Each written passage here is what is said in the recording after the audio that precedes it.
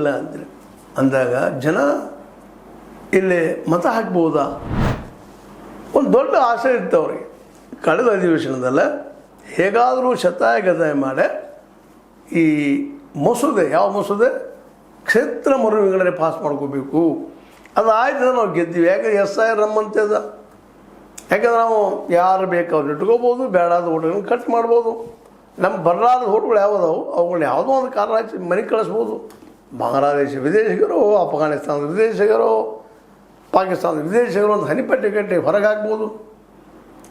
Actually ಇದೊಂದು ಆಗಿಬಿಡ್ತದೆ, ನಮ್ಮ ಹಿಡಿಯೋರು ನಾವು ಗೆಲ್ತೀವಿ ಅಂತೇಳಿ. ಆದರೆ ಇತ್ತೀಚೆಗೆ ಬಿಹಾರದಲ್ಲಂತ ಬಾರಾಬಂಕಿಯಲ್ಲಂತ ಚುನಾವಣೆ ಏನು ತೋರಿಸಿದ್ರೆ, ನೀವು SIR ಮಾಡಿರಿ, ಮತ್ತೊಂದು ಮಾಡಿರಿ, ಮುಗಿದೊಂದು ಮಾಡಿರಿ, ಜನ ಹೊಚ್ಚ ಗೆದ್ರೆ ಸೋಲಿಸೋದು ಗ್ಯಾರಂಟಿ ಅಂತೇಳಿ. ಯಾಕಂದ್ರೆ PK ನಿಮಗೆ ಗೊತ್ತದ ಹೆಂಗೆ ಗೆದ್ದರು ಅಂತೇಳಿ. ಪ್ರಕಾಶ್ ಕಿಶೋರ್ ಅವರು ಯಾವ ರೀತಿಯಾಗಿ ಗೆದ್ದರು ಅನ್ನೋದು ನಾವು ನೋಡಿದ್ದೀವಿ. PK ಅವರು ಇವತ್ತು ಇಡೀ ದೇಶ ಅಲ್ಲಿ ನೋಡಿದ ಬಾರಾಬಂಕಿ ನಡೆದಂಥದ್ದು. ಅದು ರಾಷ್ಟ್ರದ ಇವತ್ತಿನ ಅಧ್ಯಕ್ಷ ನವೀನ್ ನಿತಿನ್ ಅವ್ರು ನಿಂತು ಆರಿಸುವಂಥ MLA ಸೀಟ್ನ ಜನ ಕೆಡವಿದ್ರು.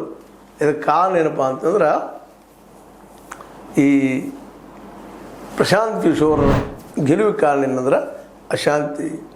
ಜನ ಇವರು ವಿರೋಧ ಮಾಡ್ತಾಯಿದ್ದಾರೆ. ಅದೇ ಪರಿಸ್ಥಿತಿ ಇವತ್ತು ಉತ್ತರ ಪ್ರದೇಶದಲ್ಲಿ ಬರುವಂಥ ಎಲ್ಲ ಸಾಹಿತ್ಯಗಳು ಕಂಡು ಬರ್ತಾ ಇದ್ದಾವೆ.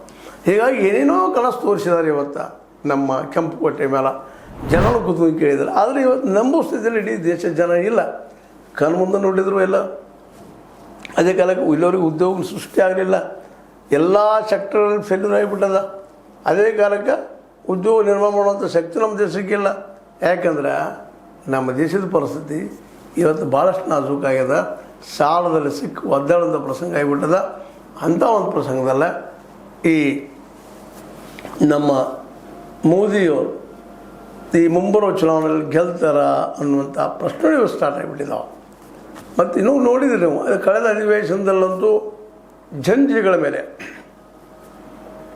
ಈ ಒಂದು ಪೆಲೆಟನ್ನು ಹಾಕಿದ್ದರಿಂದಾಗಿ ಯಾವ ರೀತಿಯಾಗಿ ವಿದ್ಯಾರ್ಥಿಗಳು ವಿರೋಧ ಮಾಡಿದರು.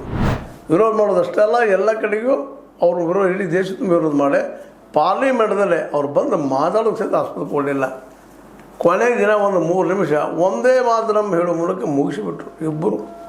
ಯಾವ ಮನಮೋಹನ್ ಸಿಂಗರಿಗೆ ಮೌನಿ ಬಾಬಾ ಅಂತ ಕರಿತಾ ಇದ್ರು, ಇವತ್ತದ ನಮ್ಮ ಮೋದಿಯವರು ಮೌನಿ ಬಾಬಾ ಆಗಿದ್ದನ್ನು ನೋಡಿದಾಗ ಈ ದೇಶದ ಪರಿಸ್ಥಿತಿಯಲ್ಲಿ ಬಂದು ಹತ್ತಿದಪ್ಪ ಅಂತೇಳಿ ಯಾರಿಗಾದ್ರೂ ಗಾಬರಿ ಆಗ್ತಾಯಿದೆ.